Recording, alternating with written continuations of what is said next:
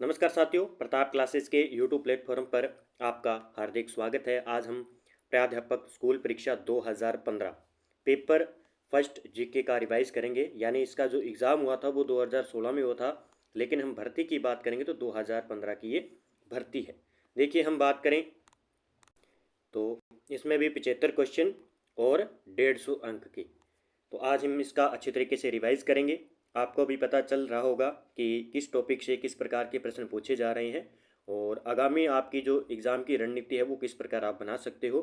तो old paper के माध्यम से ही आप देख सकते हो कि पुराने पेपरों के अंदर किस टॉपिक से किस प्रकार के प्रश्न पूछे जा रहे हैं और हमें किस प्रकार पढ़ना है और रणनीति क्या बनानी है। इसी के साथ सभी साथी जो वीडियो देख रहे हैं, वीडियो को लाइक कर लें, शेयर करें और चैनल को सब्सक्राइब कर लें और बेल आइकन का घंटा दबाएं। जैसे ही हम वीडियो अपलोड करेंगे आपके पास वीडियो पहुंच जाएगी। देखिए, बात करते हैं। पहले शुरुआत होगी मैथ के सवालों से। तो सबसे पहला सवाल है, एक कार के पहिए का व्यास 84 सेंटीमीटर है और कार की गति 72 किलोमीटर प्रति घंटा है कार की। तो 11 मिनट में पहिए द्वारा लगाए गए चक्रों की संख्या बतानी है। कितने मिनट में? 11 मिनट में। लेकिन इस प्रश्न को तो डिलीट किया गया है, लेकिन इसका आंसर हम 5000 कर सकते हैं। देखिए, हम सबसे पहले पहिए की त्रिज्या ज्ञात करेंगे। तो 84/2 कितना हो जाएगा? पहिए की त्रिज्या ज्ञात करेंगे तो 42 सेंटीमीटर। कितना हो जाएगा? 42 सेंटीमीटर। पहिए का व्यास तो व्यास है तो त्रिज्या ज्ञात करेंगे, त्रिज्या हो जाएगी 42 सेंटीमीटर। फिर हम बात करेंगे तय की गई दूरी की बात करेंगे। तो कार की गति 72 किलोमीटर प्रति घंटा की 11 मिनट में पहिए द्वारा लगाई गई चक्रों की संख्या। तो हो जाएगा 72 इंटू 11/60 बराबर क्या हो जाएगा? 66/5 किलोमीटर। कितना आ जाएगा मैं आपको बता रहा हूँ, वैसे मैथ मेरे को पूरी नहीं आती है। तो 66/5 यानी किलोमीटर हो जाएगा। अब इसने पूछा 11 मिनट में, तो 1 मिनट में एक चक्कर की दूरी क्या हो गई? 2πr। सूत्र लगेगा 2πr 2 × 22/7 बरा इंटू 42। तो ये आ जाएगा इसमें 264 सेंटीमीटर। कितना? 264 सेंटीमीटर। फिर हम चक्रों की संख्या की बात करेंगे तो इसका सूत्र लगाना पड़ेगा। चक्रों की संख्या कुल दूरी बटा में एक चक्कर के द्वारा तय की गई दूरी, एक चक्कर द्वारा।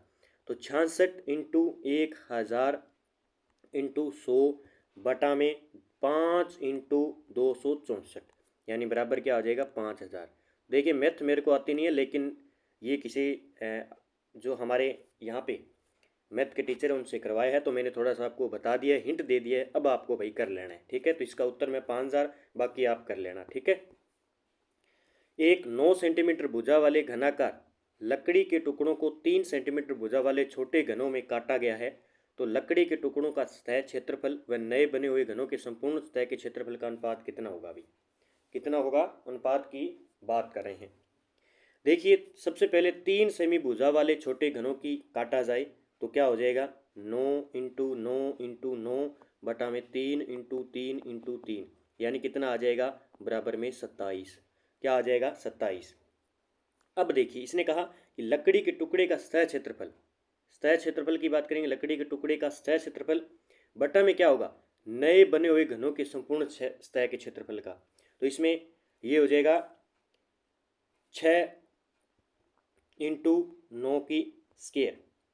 फिर हम बात करें 27 इंटू 6 इंटू 3 की स्केयर, तो बराबर 1/3 आ जाएगा, ठीक है।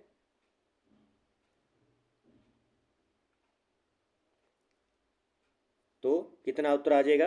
1:3 आ जाएगा। तो देख लेना भी आप, बाकी मैंने तो करवा दिया आपको। तो 1:3 इसका आंसर हो जाएगा। ज़्यादा कठिन क्वेश्चन नहीं आ रहे मैथ के। एक 6 मीटर, ये आप कर लेना भाई। इसका आंसर मैं बता देता हूँ। इसका आंसर क्या होगा 3 नंबर का? तो 4 नंबर 56.525 हेक्टर, ठीक है।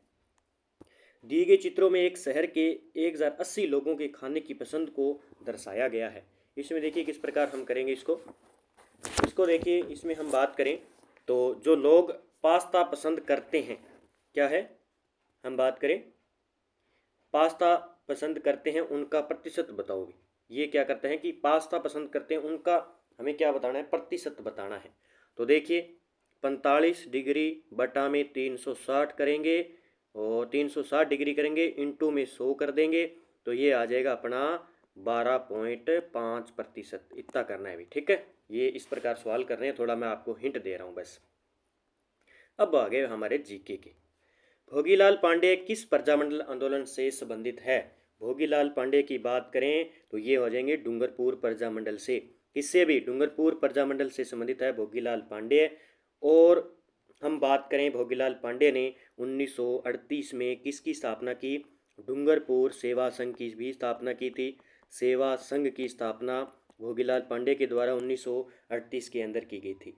ठीक है। और अगस्त 1944 के अंदर, अगस्त 1944 के अंदर डूंगरपुर राज्य प्रजामंडल का गठन किया था।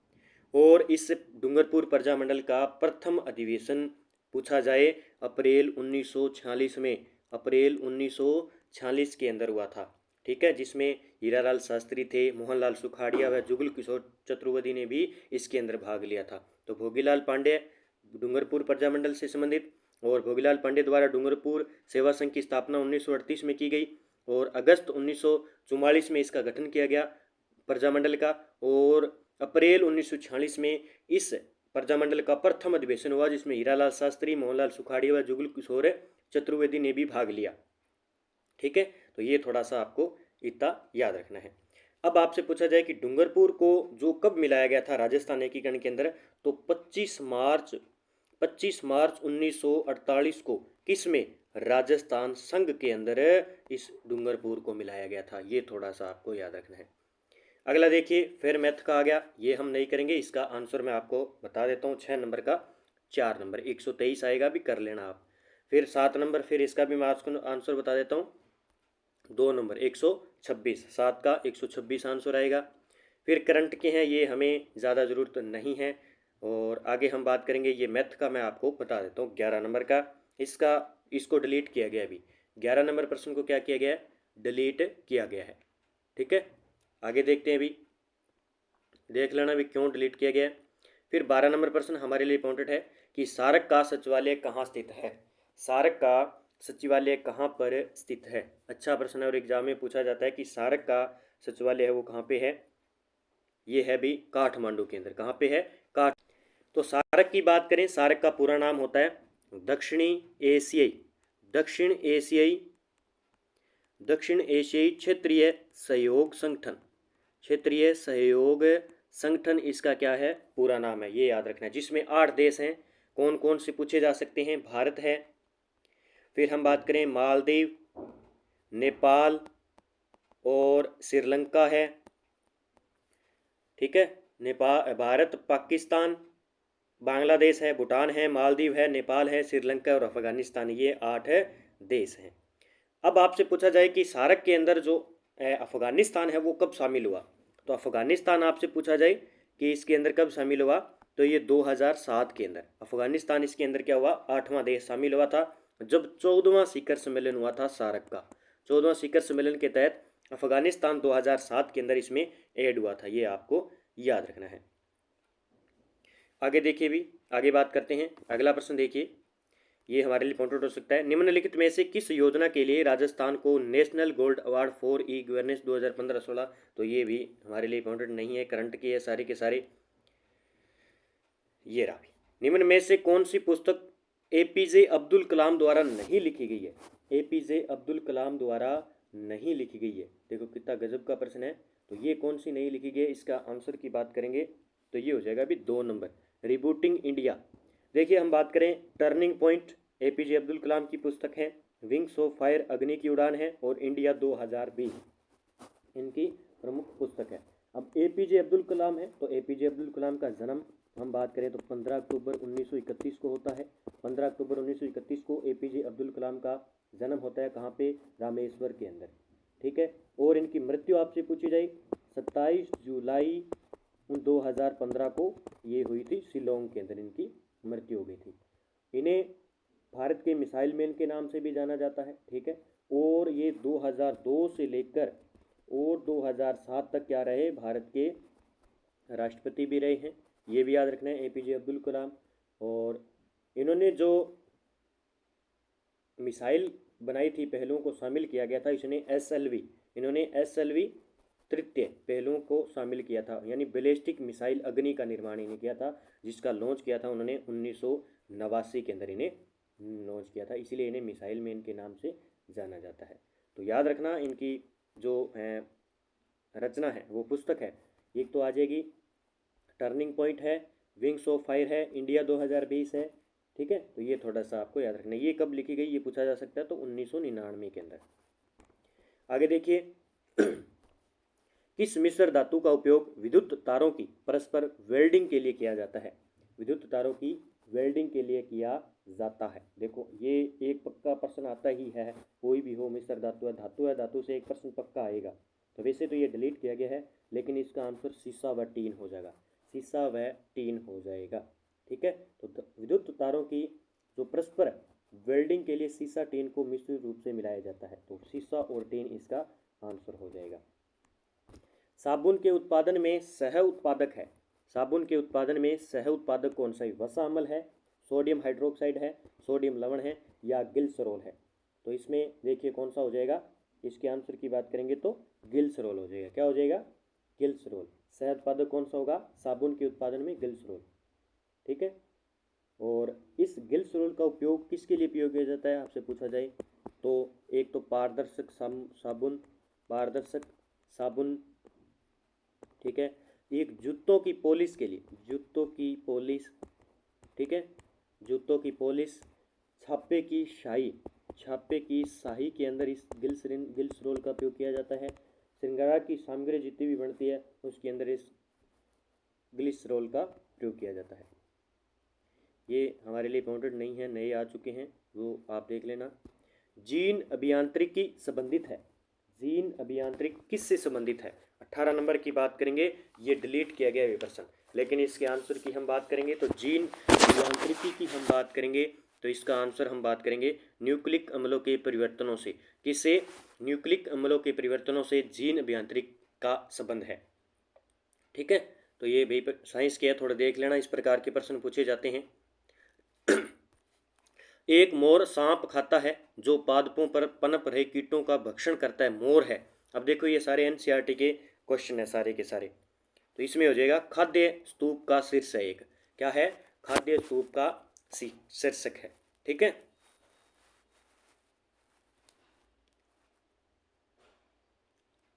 तो ये थोड़ा सा याद रखना, प्राथमिक उपभोक्ता, प्राथमिक द्वितीय उपभोक्ता दो प्रकार के होते हैं। ठीक है,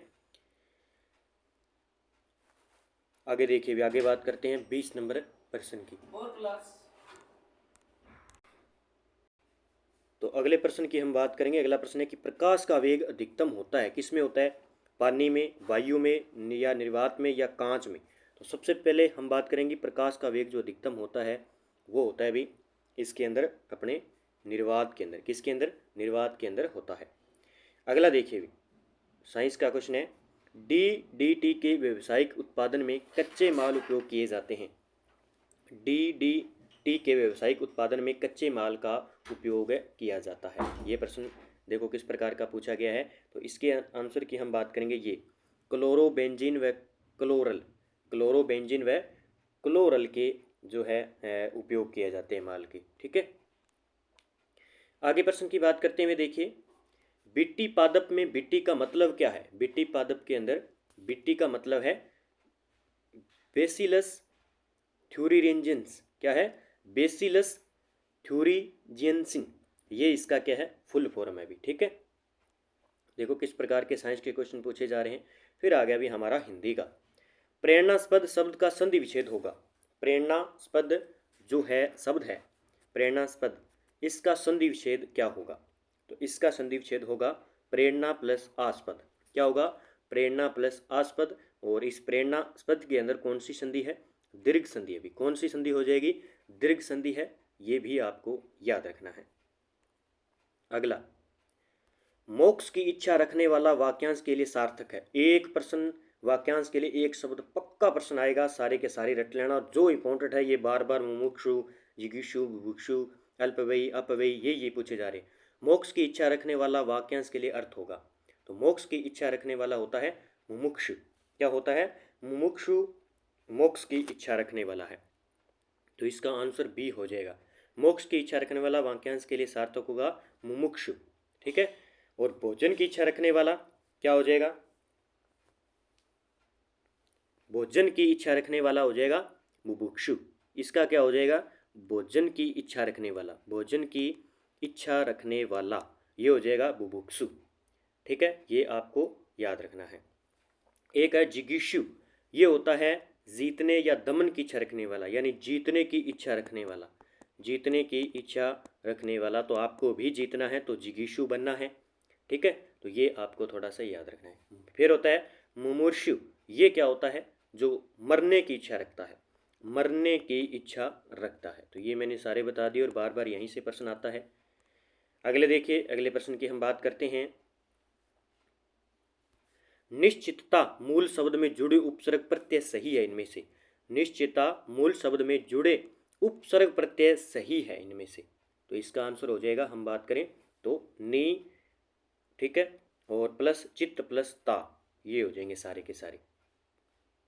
नी इसमें उपसर्ग है और ता की बात करेंगे तो ये प्रत्यय आ जाएगा।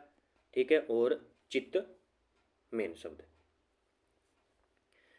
उज्ज्वल का सही संधि विच्छेद क्या होगा, बहुत बार प्रश्न आता है, बार बार आता है। तो उज्ज्वल उत्त प्लस ज्वल, क्या हो जाएगा, उज्ज्वल का उत्त प्लस ज्वल हो जाएगा। ये आपको याद रखना है उज्ज्वल का।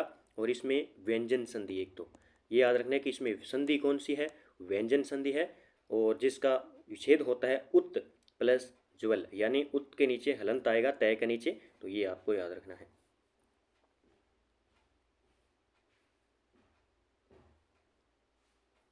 आगे देखिए भी, निम्नलिखित में से किस वायरस के कार्यकाल में INA मुकदमा चलाया गया था, किस वायरस के कार्यकाल के दौरान वायसराय के कार्यकाल में INS मुकदमा चलाया गया था।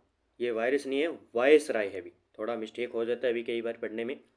तो अभी इसका आंसर हो जाएगा 31 नंबर का, तो ये हो जाएगा अभी वेवेल, ये वेवेल वायसराय था, उस टाइम IN मुकदमा चलाया गया था।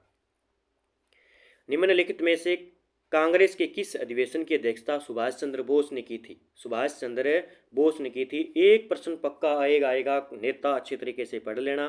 तो सुभाष चंद्र बोस ने किस अधिवेशन में ये की थी, हम बात करें तो इसका आंसर क्या हो जाएगा, हरिपुरा अधिवेशन के अंदर।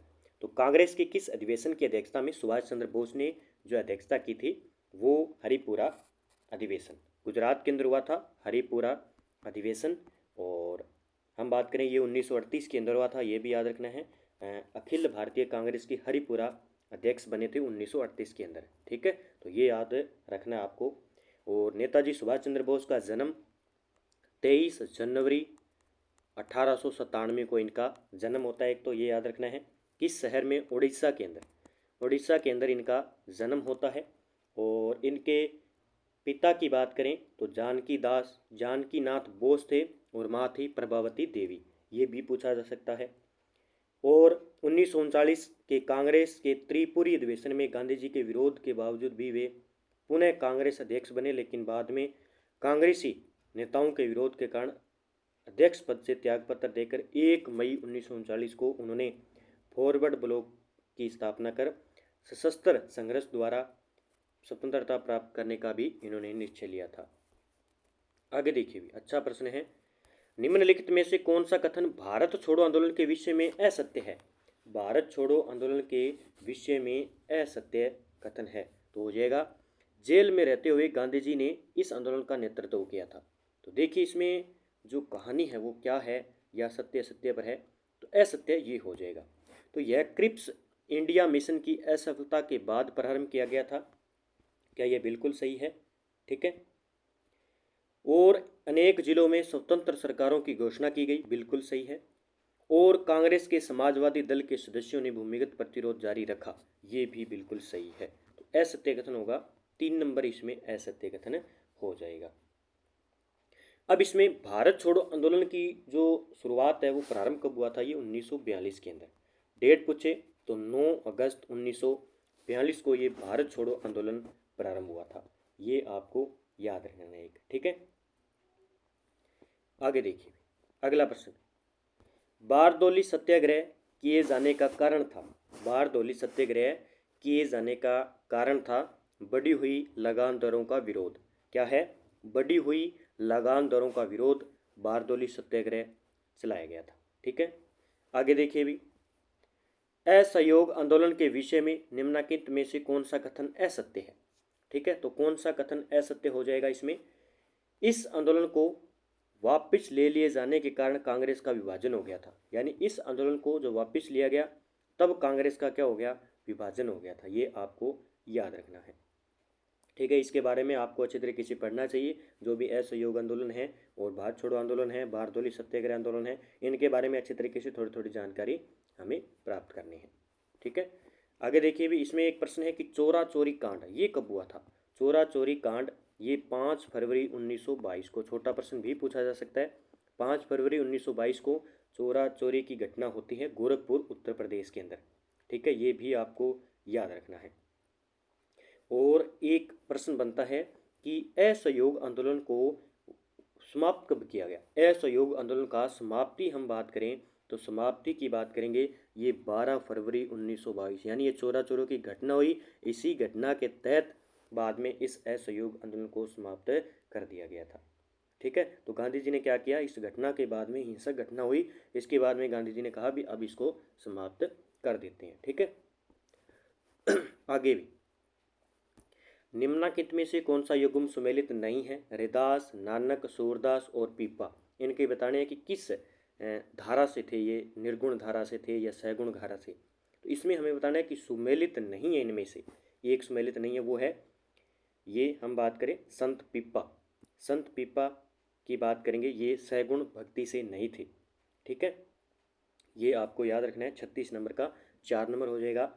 तो संत पीपा की बात करें, इनका जन्म 1425 में माना जाता है और इनका जो वास्तविक नाम है वो प्रताप सिंह खिंची है। ये भी पूछा जाता है कि इनका वास्तविक नाम क्या था, प्रताप सिंह खिंची। और गागरोन के शासक रहते हुए फिरोज शाह तुगलक के आक्रमण का सामना भी किया इन्होंने, ठीक है।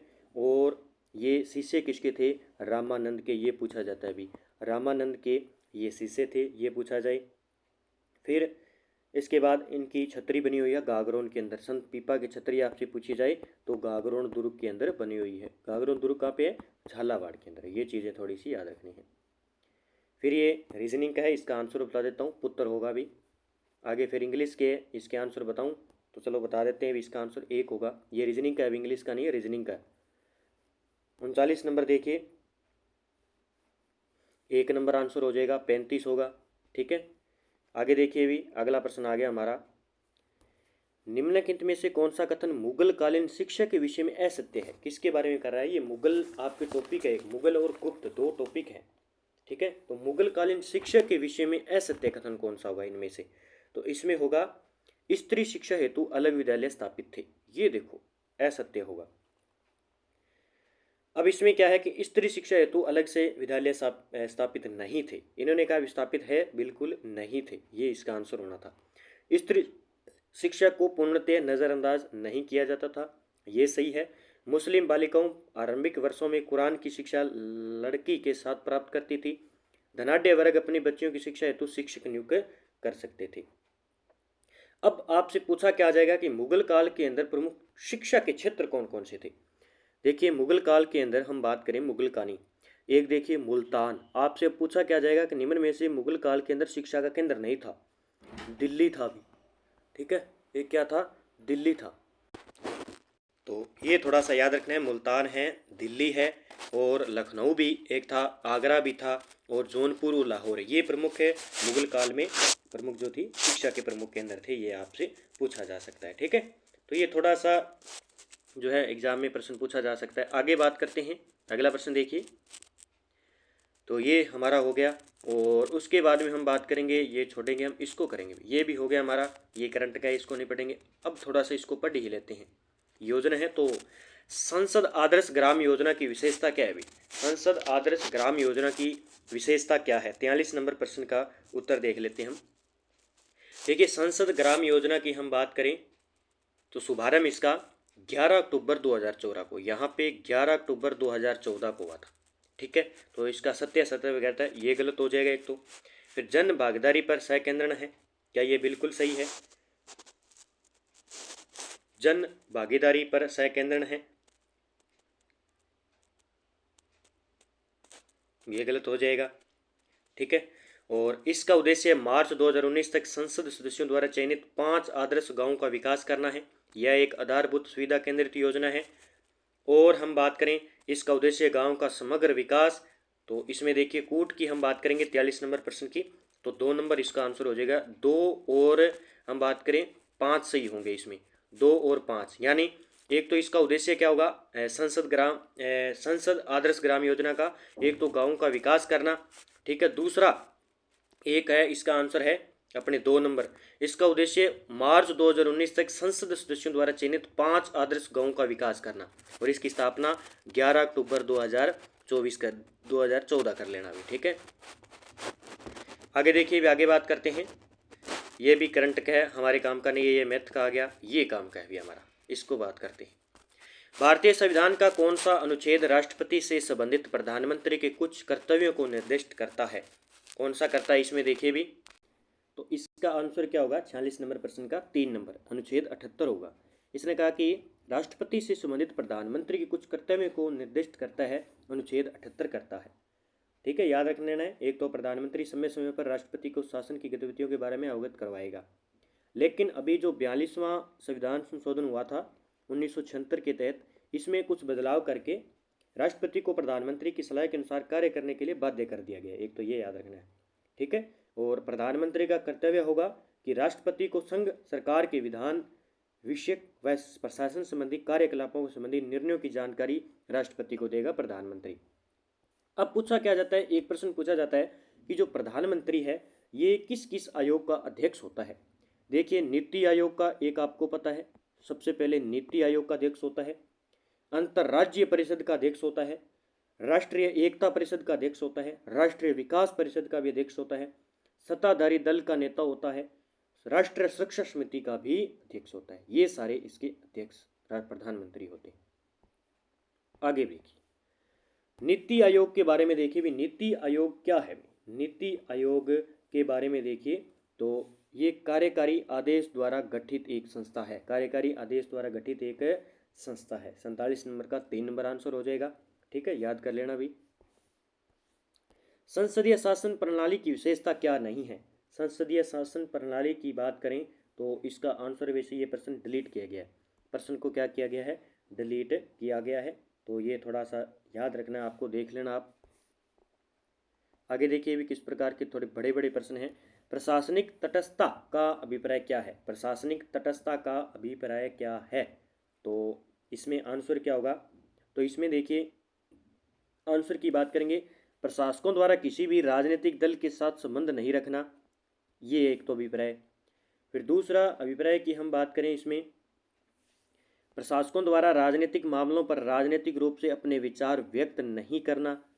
और तीसरा अभिप्राय हम बात करेंगे, प्रशासकों द्वारा सभी सामाजिक आर्थिक मामलों पर वस्तुनिष्ठ निर्णय लेना, और ये गलत हो जाएगा, प्रशासकों द्वारा मंत्रियों का सही सलाह देना, तो ये इसका अभिप्राय नहीं होगा प्रशासनिक तटस्थता का, ठीक है। आगे देखिए भी इसका आंसर हम बात करेंगे, 1 नंबर आंसर हो जाएगा। एक राज्य में राष्ट्रपति शासन की अधिकतम अवधि हो सकती है। एक राज्य में राष्ट्रपति की अधिकतम जो है अवधि क्या हो सकती है, तो ये हो सकती है इनकी 3 साल, कितनी भी 3 साल होगी, 50 नंबर आंसर का। तो राष्ट्रपति शासन की अधिकतम अवधि 3 साल तक होगी, ठीक है, याद रख लेना है। आगे देखिए भी, राजस्थान के किस जिले में अधिकतम जिलों की सीमाएं स्पर्श करती है। अधिकतम जिलों की सीमाएं स्पर्श करती है, तो वो पाली हो जाएगा, कितने जिलों की, 8 जिलों की, अजमेर, उदयपुर, सिरोही, बाड़मेर, जालोर, राजसमंद, नागौर, जोधपुर, ठीक है। आगे देखिए भी, कूट मिलाना सूची फर्स्ट और सूची सेकंड, लूणकरण सर, जावर, डेगाना और चंपागुड़ा, ये खान है भी किसके लिए प्रसिद्ध है। हम बात करें सबसे पहले तो लूणकरण सर जो खान है वो किसके लिए प्रसिद्ध है, तो ये हो जाएगा अभी जिप्सम के लिए, किसके लिए भी, जिप्सम के लिए। जावर की खान है सीसा जस्ता के लिए, डेगाना की खान किसके लिए, टंगस्टन के लिए, और चंपागुड़ा खान है बेरिलियम के लिए। ये बहुत बार पूछा गया भी, चंपागुड़ा जो खान है वो बेरिलियम के लिए जो महत्वपूर्ण है खान है, तो इसका आंसर 2 नंबर हो जाएगा भी। अब बात करते हैं भी, निम्न में से कौन सा राष्ट्रीय माध्यमिक शिक्षा अभियान का उद्देश्य नहीं है।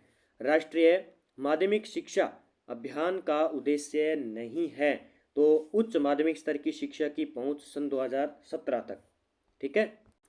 तो हम बात करें इस माध्यमिक राष्ट्रीय माध्यमिक शिक्षा अभियान की उद्देश्य नहीं है तो वो नहीं होगा। ये लगभग 2020 तक था, आगामी होगा। आपको पता है कि इसकी पहुंच तो आगामी करनी होगी।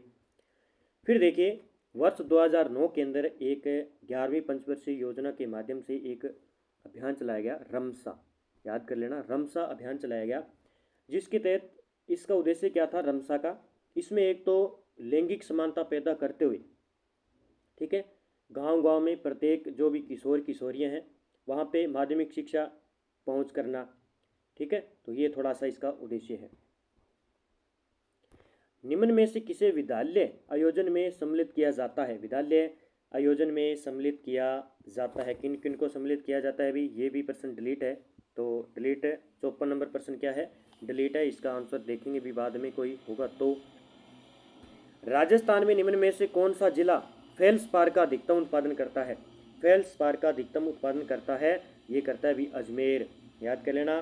फेल्सपार की प्रमुख खाने हैं जैसे दादलिया, दादलिया के अंदर है, लोहारवाड़ा के अंदर है, ठीक है, लोहारवाड़ा है, और ब्यावर है, ये भी फेल्सपार के लिए प्रसिद्ध है।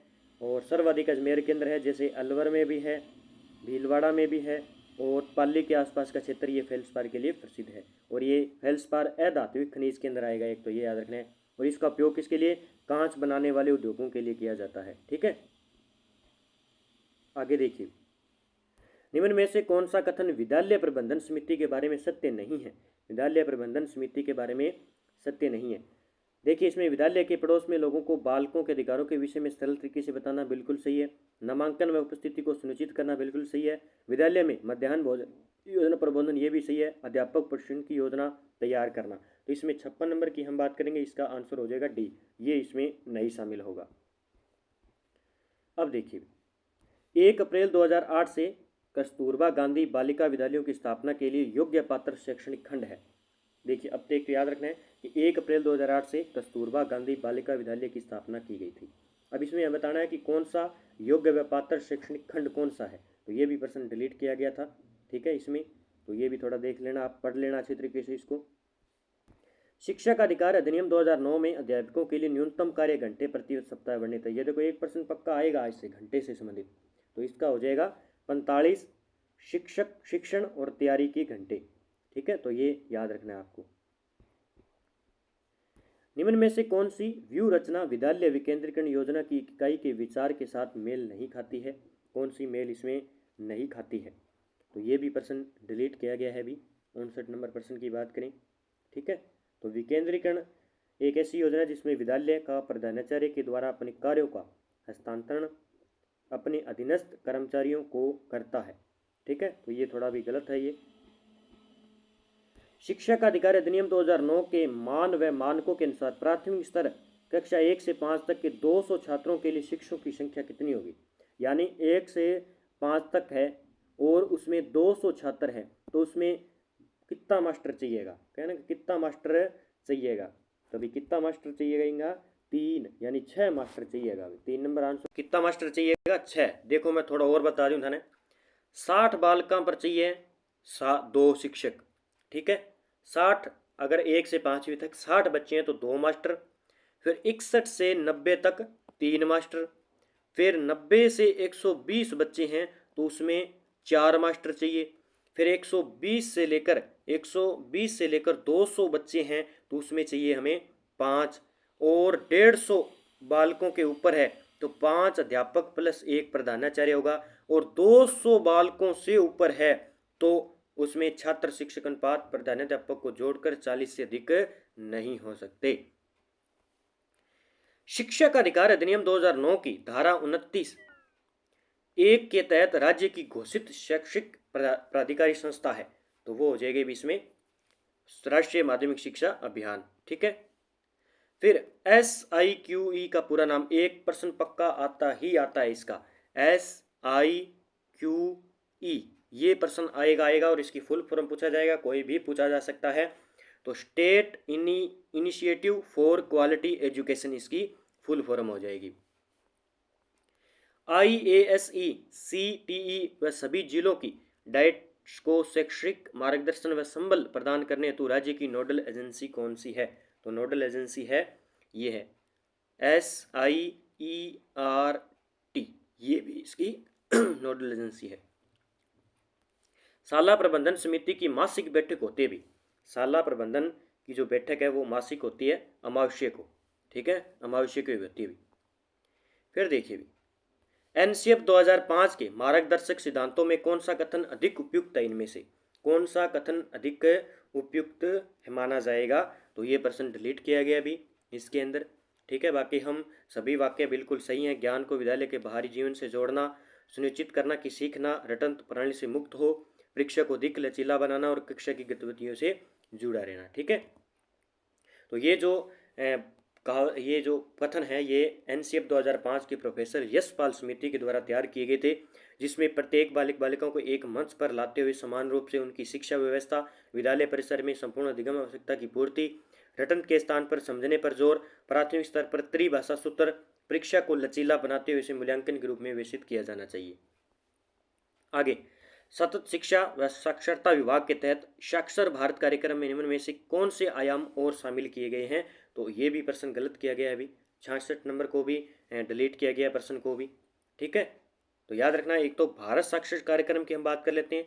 ये 15 वर्ष से अधिक आयु के वर्ग के लिए 8 सितंबर 2009 को इसे मानव संसाधन विकास मंत्रालय ने प्रौढ़ों को साक्षर बनाने के लिए बुनियादी शिक्षा कार्यक्रम चलाया। तो ये साक्षर भारत मिशन एक तो प्रौढ़ों को साक्षर बनाने के लिए, और 2009 में इसे स्टार्ट किया गया था 15 वर्ष से अधिक आयु वर्ग के लोगों के लिए, ठीक है। तो ये भी आपको याद रखना है।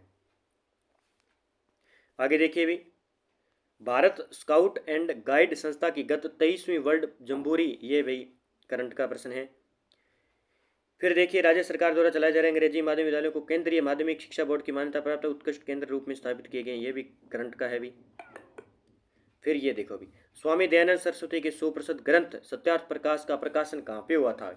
इसका प्रकाशन कहाँ पे हुआ था भी? इसका प्रकाशन ये भी डिलीट किया गया भी। इसका प्रकाशन की हम बात करेंगे कहाँ पे हुआ था, वैसे तो ये डिलीट किया गया भी। तो ये थोड़ा सा बस इतना याद कर लेना भी, ये है किसका ग्रंथ? स्वामी दयानंद सरस्वती का। बाकी हम देखेंगे इसका जो प्रकाशन कहाँ पे किया गया है। 1950-53 में कालीबंगा के उत्खनन कार्य में जिस पुरातत्वविद्ता का प्रमुख योगदान रहा वह कौन है? तो अमलानंद घोष हो जाएंगे, आपको पता है, कालीबंगा सभ्यता से संबंधित। विजय सिंह पथिक का मूल नाम क्या था? भूपसिंह था भी। विजय सिंह पथिक का मूल नाम था भूपसिंह। कुंभलगढ़ किले का प्रमुख वास्तुकार कौन था? देखो किस प्रकार, इस प्रकार के भी क्वेश्चन आए हैं। तो मंडन था, आपको पता है, मंडन था कुंभलगढ़ दुर्ग का वास्तुकार। 19वीं सदी में राजपुताना समाचार नामक साप्ताहिक पत्र हिंदी व उर्दू में किसके द्वारा संपादित की गई? हिंदी व उर्दू दोनों में किसके द्वारा संपादित की गई? ये की गई मास्टर कन्हैया लाल के द्वारा, मास्टर कन्हैया लाल के द्वारा। लेकिन ये प्रश्न, इस प्रश्न को डिलीट किया गया है, पीछे वाले प्रश्न को, यानी लगभग 75% में से लगभग इनके 10% तो डिलीट ही है प्रत्येक एग्जाम के अंदर। फिर अगला देखिए, हड़ौती प्रजामंडल की स्थापना किसकी अध्यक्षता में हुई? ये आपको पता है किसकी अध्यक्षता में हुई हड़ौती प्रजामंडल की स्थापना? तो नैनूराम शर्मा के द्वारा, ठीक है, हड़ौती प्रजामंडल। राजस्थान नामकरण किसने अपनी प्रसिद्ध कृति में किया था? किसने अपनी प्रसिद्ध कृति में किया? कर्नल जेम्स टोड ने इनकी प्रसिद्ध कृति थी वो annals and antiquities of Rajasthan के अंदर इसको राजस्थान शब्द दिया था। तो आज के हमारे टॉप जो 75 क्वेश्चन थे फर्स्ट ग्रेड का 2015 और एग्ज़ाम 2016 में हुआ था, इसको हमने कंप्लीट कर लिया है। ऐसे ही हम डेली फर्स्ट ग्रेड के पेपर निकाल देंगे, सारे रिवाइज कर लेंगे और हमें पता चलता रहेगा कि प्रबंधन से संबंधित, मैथ से संबंधित, रीजनिंग से संबंधित किस प्रकार के प्रश्न पूछे जाते हैं, हिंदी से संबंधित, और जीके के किस प्रकार के प्रश्न, और पॉलिटी भाई थोड़ा ध्यान दे लेना। जो संघीय सरकार है उसको अच्छे तरीके से पढ़ लेना, वहाँ से पक्का प्रश्न आएगा। संघीय सरकार को अच्छे तरीके से रटाफिकेशन कर लो, अच्छे तरीके से समझ लो, एक प्रश्न पक्का आएगा। और राजस्थान की योजना भी पढ़ लेना, नानक क्लासेस पर जो बुक आती है या करंट की क्लास है डेली लगाए, वहाँ से आपकी एक योजना पड़ेगी और बाहर भी नहीं जाएगा, आपको पढ़ना है। जय हिंद, जय भारत दोस्तों। अगले पेपर के बाद मिलते हैं। और ये थोड़ा सा पॉलिटिकल के जो संविधान की विशेषताएं टॉपिक है फर्स्ट ग्रेड के अंदर, वो भी पढ़ लेना। जय हिंद, जय भारत दोस्तों, मिलते हैं अगले वीडियो के साथ में।